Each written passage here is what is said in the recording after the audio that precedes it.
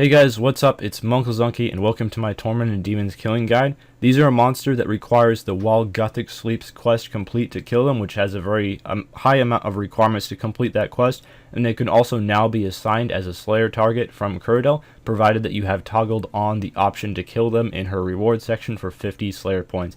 I would highly recommend toggling on that option, as TDs are a very good task for both profit and XP, and I'm going to be showing you guys how to get about 100 kills per hour or even more if you can get there with some practice. Also, TDs are going to be about 350k combat XP per hour, as well as 6.5 mil profit per hour average over the long run, averaging in the Dragon Limbs drop rate. So before we actually go down to TDs, I'm going to be going over the gear setup and inventory. So first of all, I wear War Priest top, bottom, and gloves, or top, bottom, and boots, and I wear Barrows gloves, but you can switch those out for War Priest gloves. You want to be wearing hybrid here, as for one, you'll be switching styles a lot, so switching armor just isn't something that's going to work because you're going to be switching weapons so often. It just doesn't work at all. You have to wear hybrid armor. If you don't have War Priest, you can alternatively buy like Dragon Rider armor off the GE. That works as well. You also want to be wearing a Slayer helm for the most part, as I would recommend doing these on Slayer tasks. And then for your cape, wear any cape that benefits multiple styles, such as a skill cape.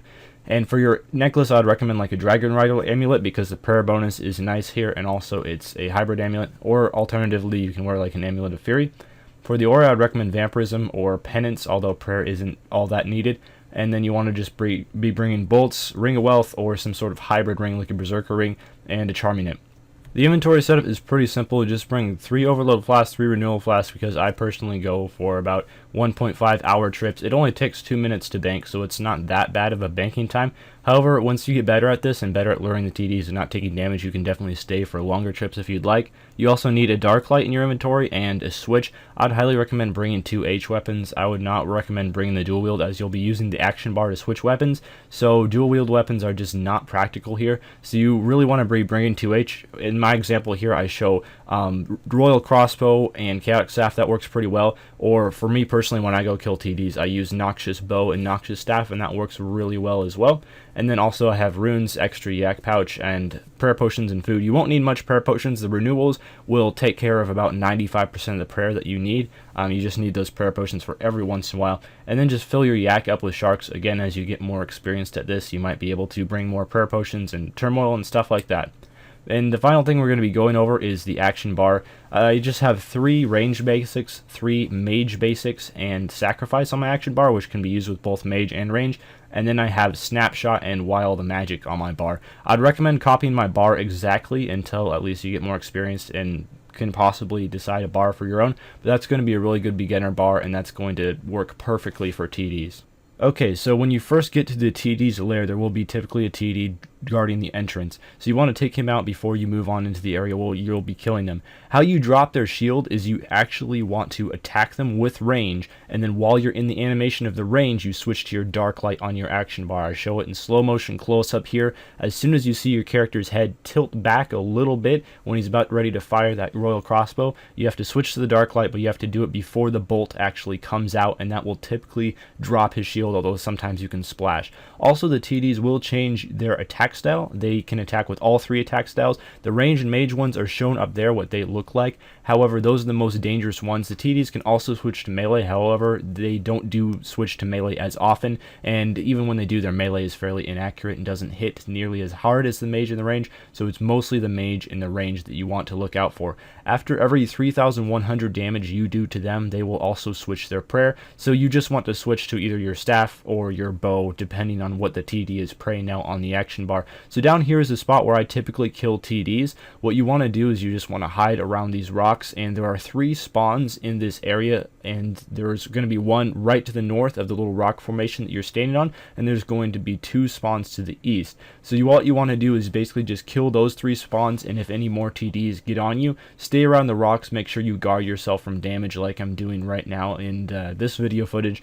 and you just want to lure the TDs around the rock so only one can attack you at the time. The only bad thing that really happens is when the two eastern TDs get on you like they are here.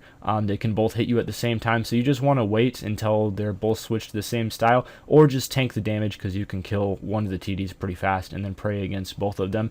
One thing to keep in mind is Mage is by far the TD's favorite attack, so usually when they phase switch, if they're either range or melee, they're most likely going to switch to Mage. And if they are Mage, they're most likely going to switch to range. So when you see the TD like yell at the air like he's about to switch his attack style, it's always best if they're maging, switch to range. If they're ranging, switch to mage. And if they do melee, you'll see them hit you with melee, and then you can switch the protection from melee attack, but they don't do it nearly as often, so you mainly want to guard against the first two there. One thing to keep in mind is TDs have a very, very long line of sight, so they can see you from way across the area unless you're hid behind the rocks. So you really want to be careful and not stray too far out of this little rock formation here, other than just to pick up drops or maybe lure a TD if you don't have any on you already. Other than that, you really don't want to stray too much past the rock formation because you can get several TDs on you at once, which is still very doable, but it can present some difficulties. You should easily be able to kill the 3 spawns here, and any other spawns that you have on you, just make sure you kill the ones that spawn farther away first, if you can recognize which ones those are, and then just go back to killing the 3 southern spawns, because you just want to be camping those. Even with tier 80 weapons, if you are on a Slayer task, you should have no problem killing all 3 spawns before the next one spawns, so you should only have to deal with 1 TD at a time for the most part. Sometimes getting started up is a little bit difficult, but you don't really even need to use safe spots as long as you're on a Slayer task and have the accuracy bonus, as you can just fight the TDs 1v1, and then you can always just have the correct protection prayer up. Anyway, that's about all for this guide. There's really not a whole lot to it. You just gotta practice with being able to time the switch from your range into your dark light to drop their shield, and once you get that down, it's very, very easy. And then it's mostly just practicing when to switch to your range or magic weapon or what to pray, but getting the prayer down is pretty easy for the most part. Anyway, that's about all for this video. If you guys would like to see a loot from TDs, I will have a link to that on the screen and also in the description of this video. And that's about all. Thanks for watching, and farewell.